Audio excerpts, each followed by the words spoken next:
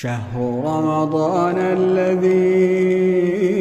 أنزل فيه القرآن هدى للناس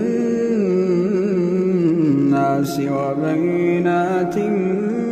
من الهدى والفرقان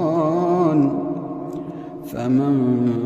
شهد منكم الشهر فليصمه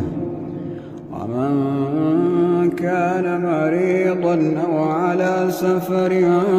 فعدة من أيام أخر يريد الله بكم اليسر ولا يريد بكم العسر ولتكملوا العدة ولتكبروا الله على ما هداكم